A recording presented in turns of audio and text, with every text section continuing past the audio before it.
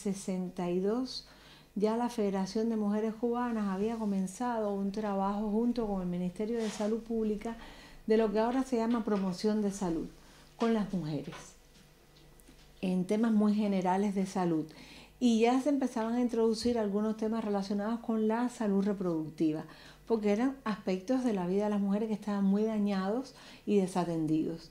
Y entonces incluso la mortalidad de las mujeres con relación a abortos clandestinos era alta, o a desatenciones de su salud reproductiva en sentido general, de los embarazos, de los partos. La mujer tenía todos los hijos que Dios le mandaba. Entonces su organismo se iba deteriorando mucho y no había espaciamiento entre los embarazos y los partos. En fin, y bueno, y quien no quería tener hijos recurría al aborto clandestino en condiciones de alto riesgo, y esto, bueno, provocaba una alta mortalidad por estas causas. Y lo que se estableció a partir de ese momento por la Federación de Mujeres Cubanas y el Ministerio de Salud Pública fue institucionalizarlo como un servicio del Sistema Nacional de Salud, y establecieron 4 requisitos fundamentales que posteriormente en los 70, cuando se cambia el Código Penal, son los elementos que quedan como que penalizados. Uno es que ante todo debe ser realizado bajo el consentimiento de la mujer, respetando el derecho humano de la mujer a decidir sobre su cuerpo. Otro es que debe ser realizado por manos expertas. Otro es que debe ser realizado en condiciones hospitalarias, y otro es que debe ser gratuito. Estos son los 4 elementos por los que se penaliza el aborto en Cuba, y que bueno, desde que se estableció en 1965 disminuyó considerablemente la mortalidad materna por esta causa. Pero a la par se establecieron acciones educativas más o menos relacionadas con la educación sexual, más bien relacionadas con la planificación familiar. La misión principal del CNSEX ha sido coordinar el Programa Nacional de Educación Sexual y enriquecerlo a partir de la investigación científica. Lo que se hace es desarticular los prejuicios que se establecieron vinculados con el cuerpo, la sexualidad y el lugar del hombre y la mujer en la sociedad, para que justamente en la sociedad las personas se despojen de todos esos prejuicios que los han dominado y que han generado incluso los mecanismos de discriminación relacionados con el género y la sexualidad. Y entonces ese es el sentido principal de la educación de la sexualidad. Por eso es que incluimos los temas también de la discriminación por homofobia, por transfobia, además de la discriminación por género a la mujer, que es un tema que no se ha resuelto en el mundo entero y todavía hay que seguir trabajando en todos sus matices. Y bueno, la creación de un centro de salud transgénero que en estos momentos está dentro del CNSEX, posteriormente irá para un centro asistencial, pero en estos momentos está en el CNSEX, donde se dan las consultas y todo el proceso de acompañamiento a la persona transexual cada vez que lo necesite. Y hacemos también espacios educativos con las personas transexuales, que los formamos como activistas para promover derechos sexuales y como promotores de salud sexual, con énfasis en la prevención del VIH-Sida. Y también trabajamos con la familia de las personas transexuales, que eso ha sido de mucha utilidad para mejorar el bienestar de esas familias y de las personas transexuales. Lo que se presenta aquí como libertad sexual muchas veces es una concepción muy comercial del sexo, a veces al límite de la pornografía. Nuestras sociedades salen de una ideología cristiana que considera el sexo como una cosa sucia y pasó sin transición a una sociedad donde el sexo es argumento de venta. ¿Cómo a su juicio se concibe la liberación sexual en una sociedad socialista? Bueno, yo no coincido con esta representación de la libertad sexual de la que me has descrito. Realmente nosotros estamos dentro de un proceso de transición socialista en Cuba, tratando de hacer nuestros aportes a ese proceso.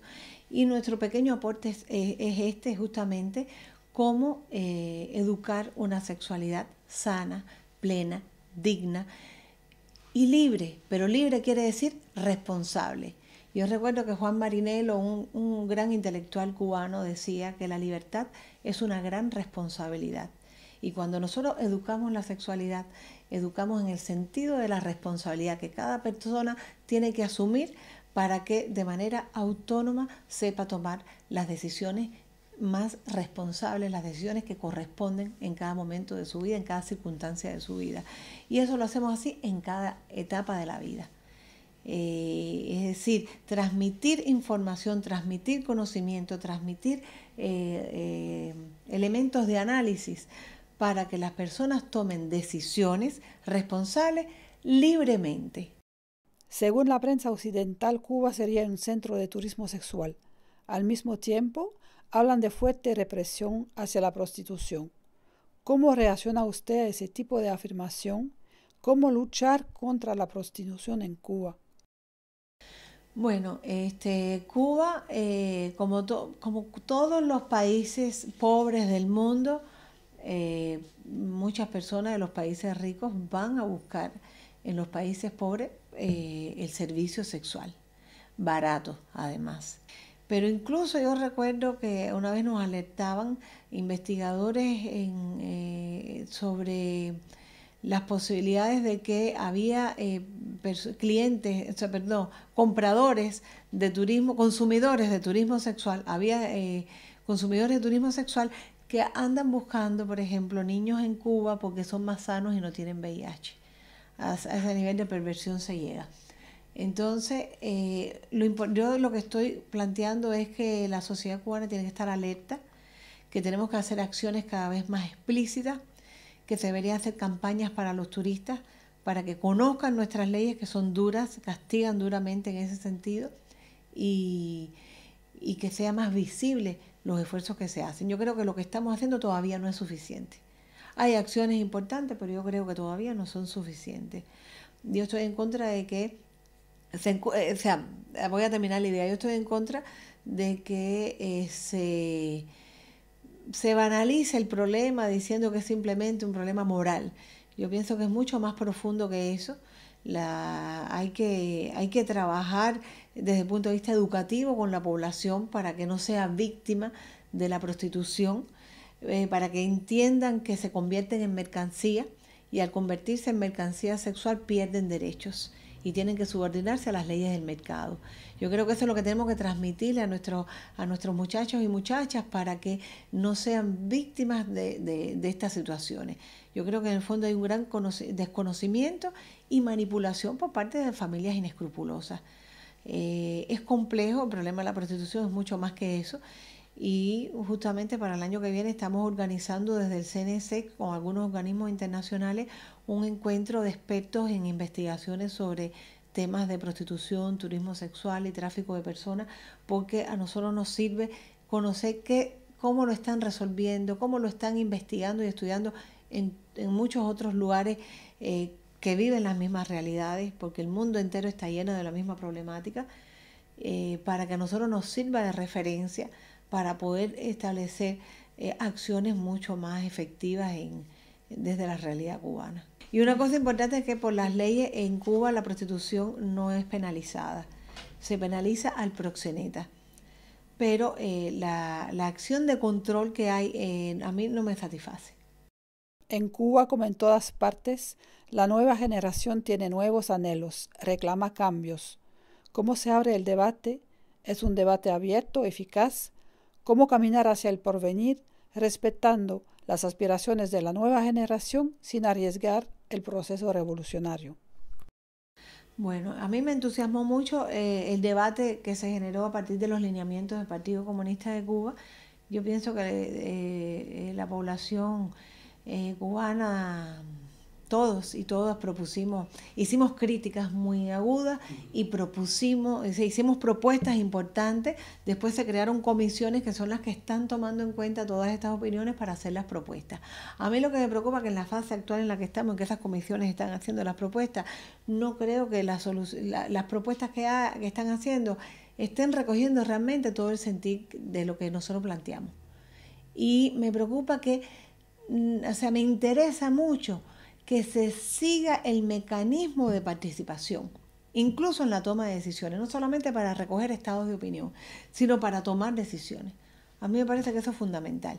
Yo creo que ese mecanismo de participación se está haciendo con instituciones, pero la población necesitamos de nuevo participar. Bueno, cuando presentan las medidas, las nuevas medidas o las nuevas decisiones, que también las sometan a nuestra discusión. Yo creo que eso sería fundamental y en este momento no se está haciendo.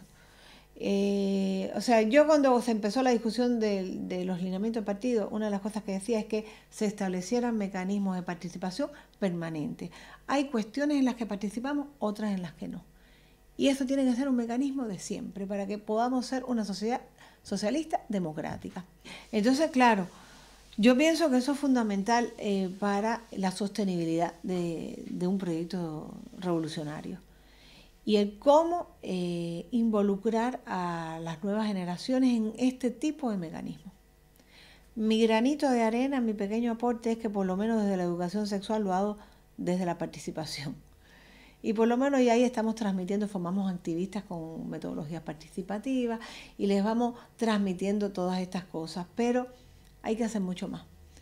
Yo sé que hay instituciones que también están trabajando en este sentido, hay varias instituciones, hay investigaciones importantes que dan elementos para poderlo desarrollar, pero todavía no es lo que yo creo que necesitamos para que el proyecto de la revolución se transmita a las nuevas generaciones con todo su sentido más profundo y además con los nuevos elementos que las nuevas generaciones aportan.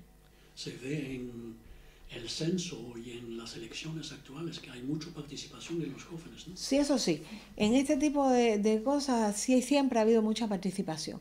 La gente tiene el deseo de estar, de aportar. Hay muchas cosas y la población cubana es de